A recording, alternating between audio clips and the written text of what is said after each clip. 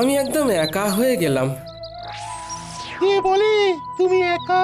এই তো আমি আছি না। দুঃখ দুঃখ থাকতে তোমার কিসের ভয়? তাই তো, তুমি থাকতে আমার আর ভয় কি? নাও, আর কোথায় টেনে নামাবে নামাও। এই তো সব সময় মিথ্যে বলছো। আমি শুধু তোমাকে টেনে নামাচ্ছি। হ্যাঁ, কাজের খবর দিচ্ছি না। ওই তো কাজের খবর আসছে। ওই বটা আর ঘটা তোমাকে কাজ দেবে। কি গোপাল? তুই আমার নাম ধরে ডাকছিস? নাম ধরে ডাকছে বলে কি এমন মহাভারত অশুদ্ধ হচ্ছে শুনি? হ্যাঁ, শোনো, সেই দিন গেছে। হ্যাঁ, আর তুমি এখন একটা সাধারণ লোক। তোমার সম্মান প্রতিপত্তি সব চলে গেছে, দয়ায় বেঁচে আছো। একটা কাজ করবে, আমাদের বাড়ির চারপাশটায় কাল ভালো করে জঙ্গল সাফ করে দিলে দুটো মোহর পাবে। বলো করবে কিনা বলো? বলে দাও করবে। করব। তাহলে কাল সকালে ভোর ভোর চলে এসো, খাবার নিয়ে আসবে। খোরাকি দিতে পারবো না। কি গোপাল, ঠিক আছে তো? এই কাজটা ভালো করে করলে তোমাকে আবার একটা কাজ দেব, ঠিক আছে?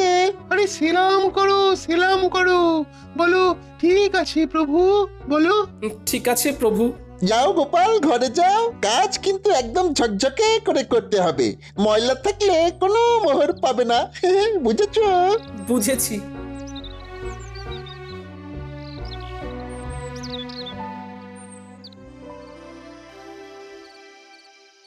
মহারাজ, এ কি শুনছি? কি শুনলে তুমি যে এত উত্তেজিত হয়ে আমার কাছে এলে? দাসের মুখে শুনলাম গোপাল নাকি আপনার কাছে এসেছিল সাহায্যের জন্য। হ্যাঁ, এসেছিল। আমি সাহায্য করিনি, কারণ আমার সভাসদেরা সবাই গোপালকে সাহায্য দেবার বিপক্ষে ছিল। গোপালের এই ভাগ্য বিপর্যয়ে আপনি ওর পাশে দাঁড়ালেন না মহারাজ। অথচ আপনার যখন বিপদ ঘটেছে তখন গোপাল সবটুকু দিয়ে আপনাকে সাহায্য করেছে। ও তার জন্য বেতন পেয়েছে, আর বেতনের বিনিময়ে ও কাজ করেছে। বাহ, খুব ভালো বলেছেন মহারাজ, খুব ভালো। আমি ঈশ্বরের কাছে প্রার্থনা করব যে আর কোনোভাবেই যেন গোপালের সাহায্য আপনার না লাগে।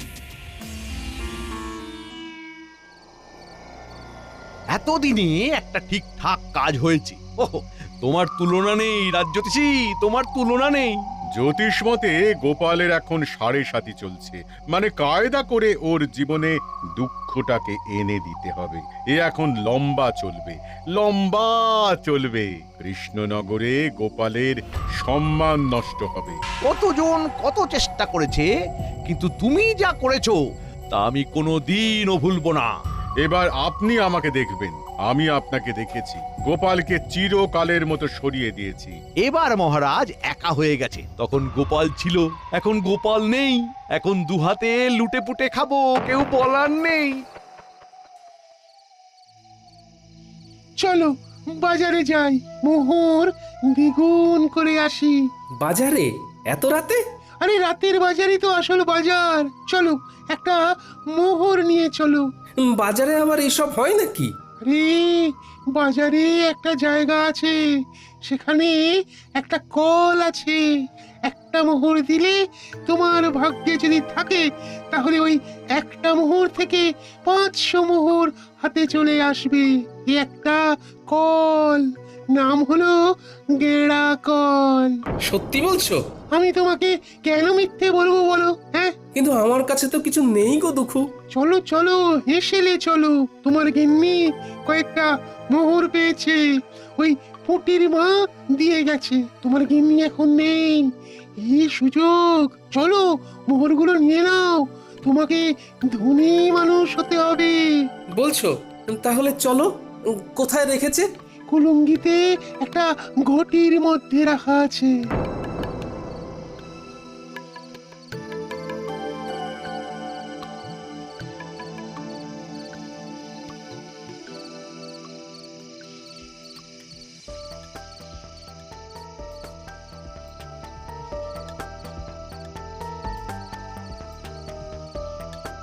রান্নাঘরে মিনুর বাবাকে যেন যেতে দেখলাম।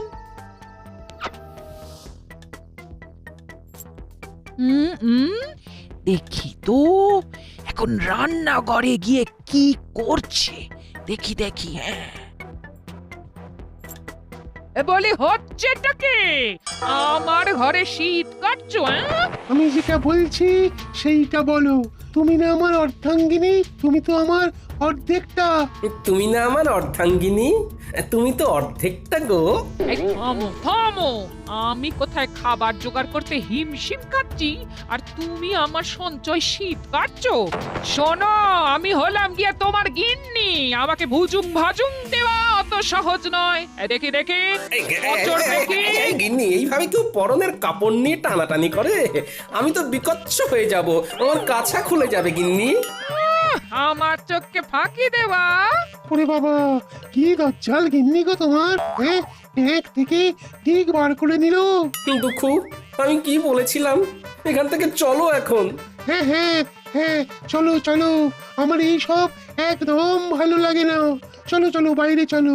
বলি কোথায় যাওয়া হচ্ছে শুনি? বলো যেদিকে দু চোখ যায়। যেদিকে দু চোখ যায়। চলো, ছোট ছোট ছোট ছোট। এই এই এই, এই শোনো শোনো বলছি। যা, এই চলে গেল। হায় হায় হায়, এ আমার কি সর্বনাশ হলো! এই কি হলো গোপাল বউ? গোপাল এরকম ঊর্ধ্বশ্বাসে ছুটে কোথায় গেল? আমার কপাল পুড়েছে, কি যে হলো বুঝতে পারছি না। ভালো মানুষটা যে এরকম কিভাবে বিগড়ে যাবে সেটা ভাবতে পারিনি। দেখো গোপাল বউ, দুঃখ করো না, আমরা সবাই আছি সাথে, জড়িয়ে আছি হাতে হাতে। গোপাল আবার তুলবে মাথা, যেন বৃথা হবে না আমার কথা। এই নাও গোপাল বউ, এই মুহূর্তে গোপালের কোনো কাজ নেই, তোমাদের চলবে কি করে? আমি আর বিজ্ঞানী মিলে দিলাম কিছু অর্থ, আমাদের প্রার্থনা হবে না কো ব্যর্থ। ও দুঃখু, আছো তো? আছি মানে একেবারে লেপ্টে আছি। তোমার ঘর থেকে এ জন্মে আর নামবো না।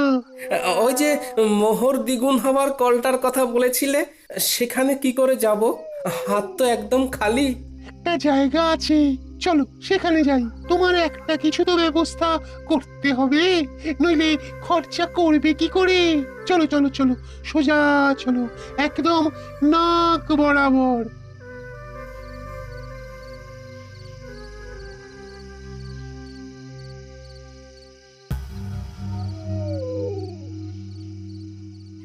কি হলো? তখন থেকে দেখছি নিজে নিজে ফিক ফিক করে হাসছো। কি হয়েছে? কি হয়েছে? এতদিনে শিখে ছিঁড়েছে। গোপাল বিদায় হয়েছে চিরতরে। এই গোপাল চিরতরে বিদায়? কি করে কি করে? কালো জাদু জানো? জাদু? জাদু আবার সাদা কালো হয় নাকি? কথাটা আবার পাঁচকান করো না।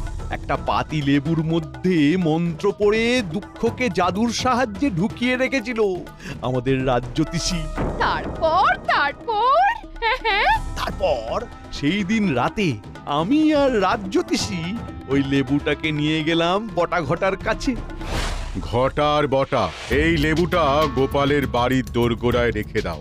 গোপালের পায়ের চাপে যেই লেবুটা ফাটবে, অমনি ওই লেবু থেকে দুঃখ গিয়ে গোপালের ঘাড়ে চাপবে। ব্যাস, গোপাল দুঃখের কোপে পড়ে সবকিছু হারাবে। 1 মাসের মধ্যে গোপাল একেবারে পথের ভিখারি হয়ে যাবে। এসব সত্যি ঘটবে তো, না আগের মতো সব ভুলভাল হবে?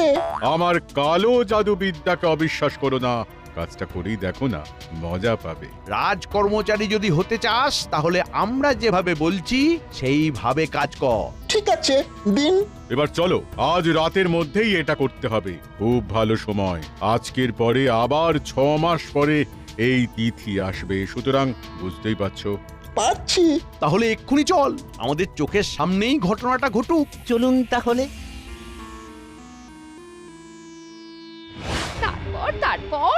হ্যাঁ, তারপর সেই অমাবস্যার রাতে আমরা 4 জন গোপালের বাড়ির কাছে এসে দাঁড়ালাম।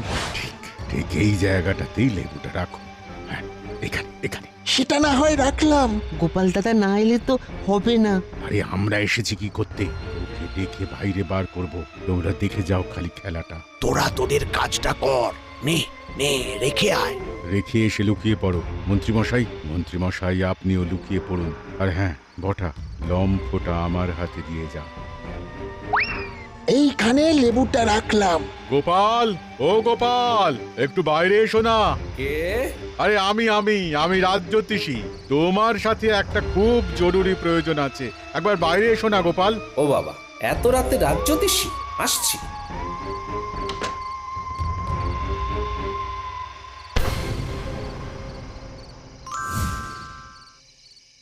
ব্যাস, সেই দিন থেকে এক সপ্তাহের মধ্যে গোপাল পুরো শেষ। আর গোপালের শেষ মানে আমার শুরু। এবার দেখো কিভাবে আমার সঞ্চয় বৃদ্ধি করব। প্রথমেই তোমাকে 7 নলি একটা হার দেব, বুঝেছো? সত্যি বলছো? সত্যি সত্যি সত্যি, এই 3 সত্যি।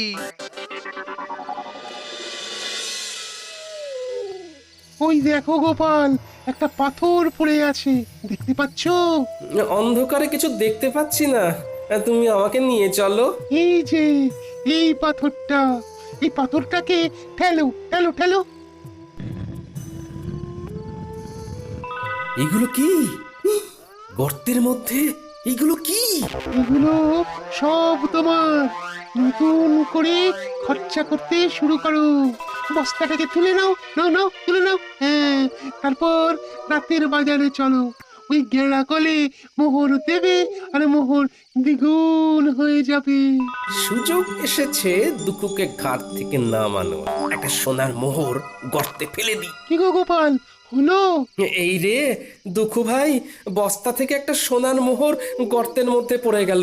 দুঃখু ভাই, গর্তের মধ্য থেকে সোনার মোহরটা তুলে দেবে? এ বাবা, ভালো করে ধরতেও পারো না। দাঁড়াও দাঁড়াও, দেখছি।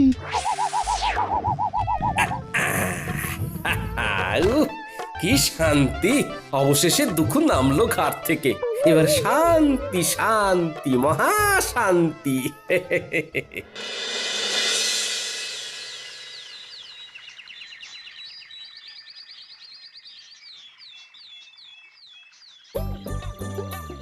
এই ঘটা, ওই দেখ গোপাল দাদা নাতি নাতনিদের নিয়ে বাজার করতে এসেছে। ওর তো আমাদের বাড়ির জঞ্জাল পরিষ্কার করার কথা ছিল। তাই তো, চল দেখি। কিরে পুঁটি, ন্যাপলা, গুলটে, আমার বানর সেনা, বল এই ইলিশ মাছটা নিয়ে নি। হ্যাঁ হ্যাঁ, নিয়ে নাও গোপাল দাদু। আজ শুধু ইলিশ দিয়েই ভাত খাবো। ইলিশের নানা পদ, ভাপা ইলিশ, সর্ষে ইলিশ, ইলিশের পাতুরি। কি গোপাল, তোমাকে না বলেছিলাম আজ আমাদের বাড়ির চারধারের জঙ্গলগুলো সাফ করে দিতে? শোনো বটা ঘটা, আমার ঘরের নালাটা জঞ্জালে জমে গিয়েছে। একটু ঝাঁটা কোদাল দিয়ে পরিষ্কার করে দিও, কেমন? তোমাদের 3টে করে সোনার মোহর দেব। তাড়াতাড়ি এসো কিন্তু, নইলে অন্য কাউকে দিয়ে করিয়ে নেব।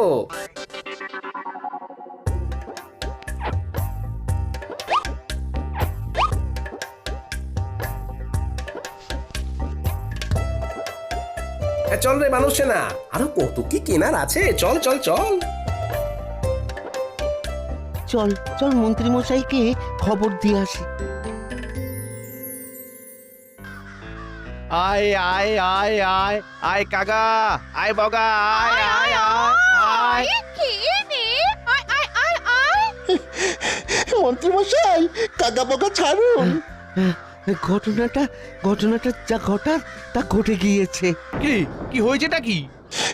গোপাল ইলিশ মাছ কিনছে। কি হলো? এই হিসেবটা তো মিলছে না। তোরা ঠিক দেখেছিস তো? আগে কথা বলেছি।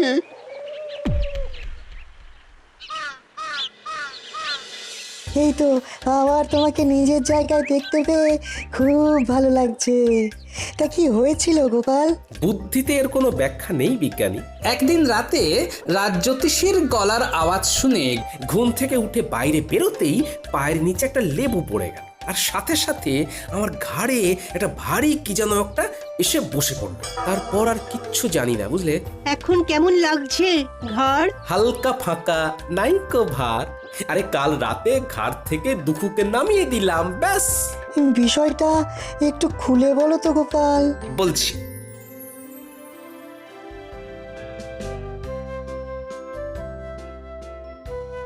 শুনেছেন মহারাজ, গোপাল আবার নিজের জায়গায় ফিরেছে।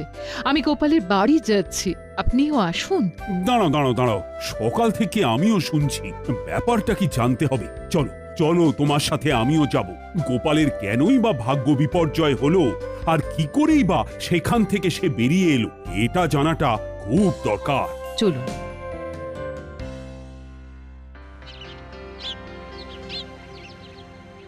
এবার বুঝলে তো? দেখো, এইসব আমার বিশ্বাস হয় না, তবুও বলছি এর মধ্যে রাজজ্যোতিষীর সাথে মন্ত্রী মশাইও আছেন। বাবা বাবা বাবা, তোমাকে দেখে কি ভালোই যে লাগছে, ফিরে এসেছো। গেলাম আর কোথায় যে ফিরে আসবো, কাঁধের ভারটাকে শুধু নামিয়ে দিলাম, ব্যাস হালকা হলাম। কাঁধের ভার? কাঁধে কিরকম ভার ছিল তোমার? কই গো গোপাল, তোমাকে দেখি। আমি কি বলেছিলাম? গোপাল ঠিক নিজের জায়গা ফিরে পাবে। কি ব্যাপার হয়েছিল গোপাল, আমাকে বলো। কি আর বলবো মহারাজ, আমার ঘাড়ে বসেছিল দুঃখ। সে আমাকে সব বাজে রাস্তাগুলো দেখাচ্ছিল, আমাকে কপরদক্ষিণ করে দিয়েছিল।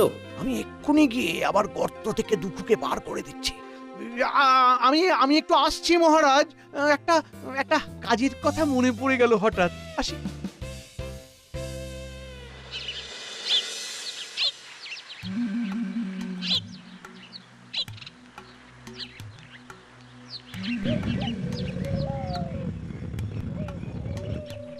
তুমি কে গো?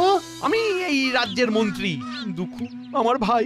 যাও যাও, আবার গিয়ে গোপালের ঘাড়ে চাপো, ওকে আবার সর্বশ্রান্ত করে দাও। তুমি ওকে এত উপকার করলে, ও তোমার ক্ষতি করলো দুঃখু। না, গোপালের কাছে আর যাব না, ও বড় ভয়ঙ্কর। তার চেয়ে তুমি বরং খুব ভালো। তুমি আমাকে মুক্ত করেছো, যে মুক্তি দেয় তাকে কি ছেড়ে যেতে হয়? হ্যাঁ, আজ থেকে আমি তোমার কাছে থাকবো। হ্যাঁ। বলো কি? না না না না দুঃখু, না না না